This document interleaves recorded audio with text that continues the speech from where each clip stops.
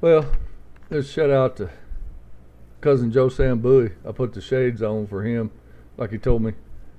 He said, if I wear these shades, I'll be married by February. I already talked about that.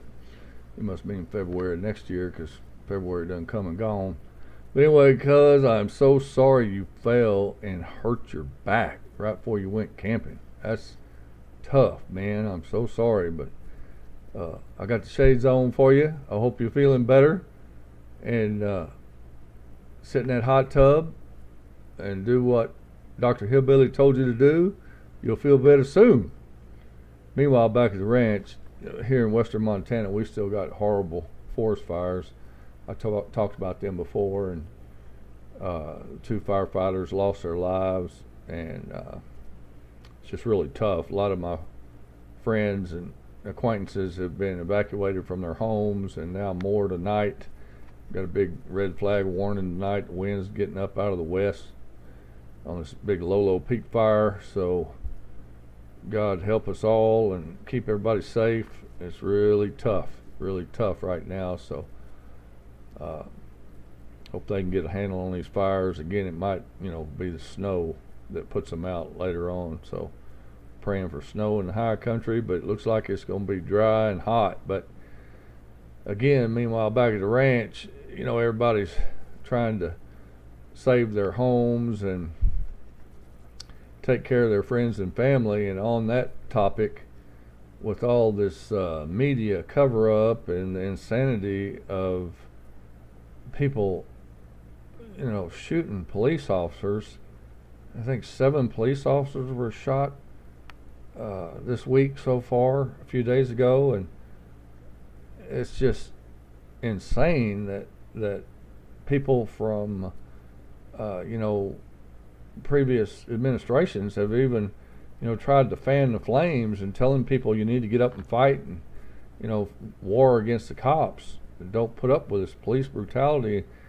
Anyway, it's just horrible that this is going on, and then the insanity of these people that don't have any education, have never studied history, and don't understand socialism and Marxism and communism, and they're all thinking, well, we're going to take down all these statues and erase American history, and they're taking down Confederate statues. And again, where's this all going to stop? We're going to take down the Lincoln Memorial, the Jefferson Memorial, the Washington Memorial, all these big statues.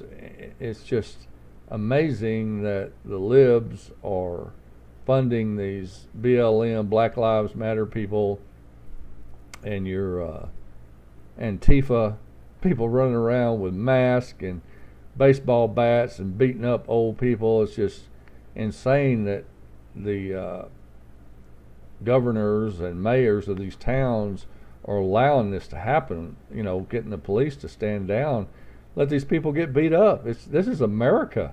So just a shout out to you there. You got to be ready to protect your family and friends and yourselves, because this might get worse before it gets better.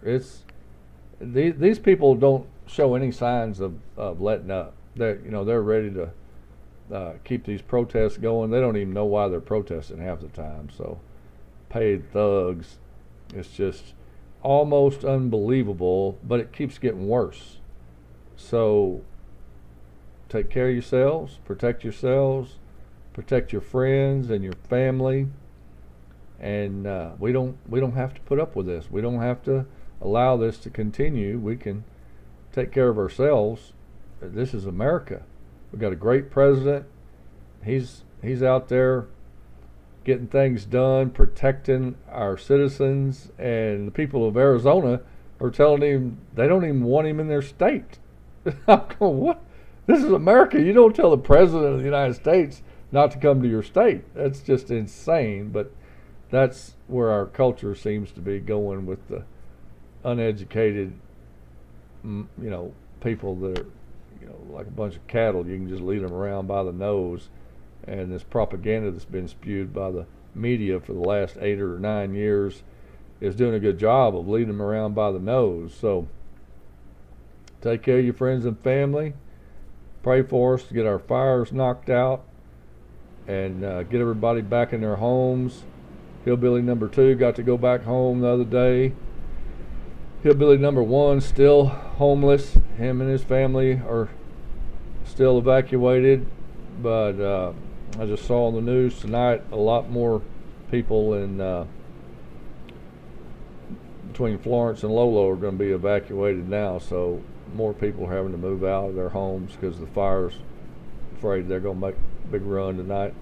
So on a lighter note, I got another story about cousin Marshall. 1973, Uncle Eddie, God rest his soul, he takes us to Lake Ciudad Victoria. No, wait a minute. No, it was Lake Guerrero. Yeah, 200 miles south of Brownsville, and it was right by Ciudad Victoria. And anyway, 200 miles south of Brownsville, I drive down there with Pampaw and Mamaw, and they're down there picking up sugar from relatives that live along the Mexican border, 50-pound sacks of sugar, because there's a big sugar price war going on in the United States. Sugar got expensive all of a sudden. So Mama and Pampaw have relatives down there on the Mexican border going into Mexico and buying it real cheap, 50-pound sacks. And they have about, 300 pounds of sugar saved up for Mama and Pampaw. Well, they drive down there to get it. They drop me off at Uncle Eddie's huge hotel down there by Brownsville, where he's staying with his wife and kids. And so anyway, they had it all planned out. Knew we were going fishing down there at this big bass lake, black bass. Lake Guerrero was new in 1973. They flooded miles and miles of mesquite trees with this dam they put in there. And so there was all this cover for the bass to hide in, and small fish, feeder fish.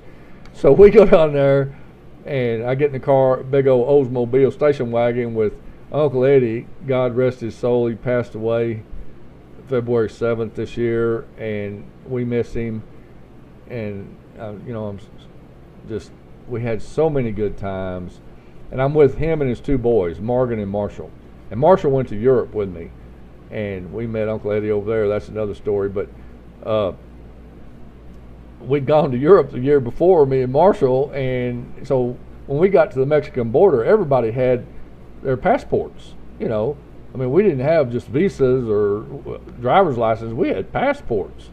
And anyway, we go into Mexico, and we drive and get down there to go fishing, and it's just amazing, though, getting across the border. We went early in the morning, and Uncle Eddie got us there, at 7 o'clock in the morning. We get through the American side, boom, we're into the Mexican side. We show them the car registration, insurance, everything. We all have passports, all 4 of us, and they get all our papers signed up, everything. The guy is typing, a big old guy is typing away, and all of a sudden he says, rip, he pulls it out with a typewriter, our paperwork, and we've been in there now, 20, 30 minutes, and he hands our paperwork to this little kid. I don't know, he's short, little kid, and that kid takes off with it, and that big guy gets up in a high shoe shine chair, and this guy starts shining his shoes. Well, I watched that kid go out the door across the street and stand behind a sailboat. He's got our papers in his hand. He's holding them. I went over to Uncle Eddie. I said, Uncle Eddie, that kid that went down the hall with our papers just a second ago? I said, that's him right over there standing behind that sailboat. And Uncle Eddie just grinned. He said, okay. He took out $2 and he handed him that big guy up in the shoe shine chair. And that guy goes, hey! That kid ran back across the street, brought our papers in. Guy put them back in the typewriter, hit like one key, pulled them out, gave them to us. No problemos. So we go out to get the car, and there's 2 guys that are going to stick these Turista stickers on Uncle Eddie's Oldsmobile station wagon, and they're like, oh, no bueno, no can do. We showed them the paperwork, all that. And Uncle Eddie gave each one of them $2. They stuck the Turista stickers on the windows, and away we go.